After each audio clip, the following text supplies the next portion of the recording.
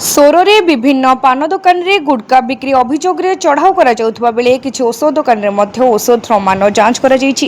सूचना योग्य सकाळ 10 घंटिका समय बालेश्वर जिला drugs inspector Monalisa Mallick junior assistant Vinay Kumar Mahante को नहीं दुई जणिया टीम उत्तरेश्वर निकट में किसी पान दुकान सह अन्य स्थान में गुटका बिक्री करुवा दुकान उपर चढ़ाऊ करते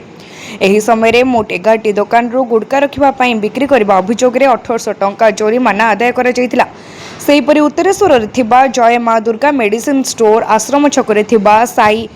मेडिकल स्टोर कमणापुर तुलसी भवन सह कॉलेज छकरे मेडिसिन दुकान गुड़िकर विक्रय रखा औषध गुड़िक जांच कर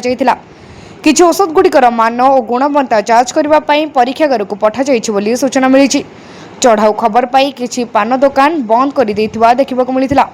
लोक खाइबे ये भलिया गुटुका साधारण गोटे छुटिया दुकान पान दुकान चाहा बिक्री करछि गुटुका 10टा बिक्री करछि ताको आसिक ये गवर्नमेंट पठैछि पुलिस वाला गवर्नमेंट अपकारी वाला पठैछि गुटुका सीज करके फाइन नौ आमे सर चलिबु केर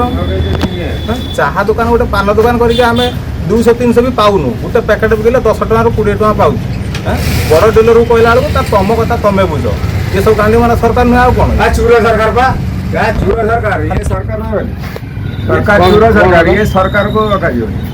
कौन है सरकार कौन गले आ सरकार कौन करबा ये सब के नहीं देतो ये बिक्री तमे बंद कर दो ना तमे सिगारेट बंद कर कंपनी बंद कर देन तो सब सरियो सिगारेट बेकी परियोनी एडी रखी परियोनी केतना आपण फाइन देले केतना फाइन देले फाइन 500 टका फाइन 150 टका 200 टका कहले से बिक्री हैनी थाना को चलो 200 टका थाना जाई बिक्री हैनी घर आनी के देमी ताऊ पैसा व्यापार करमी गुटका बिक्री करमी घर आनी पैसा देमी। सोरुरु प्रभाकर मल्लिक रिपोर्ट तीर्थक्षेत्र लाइव।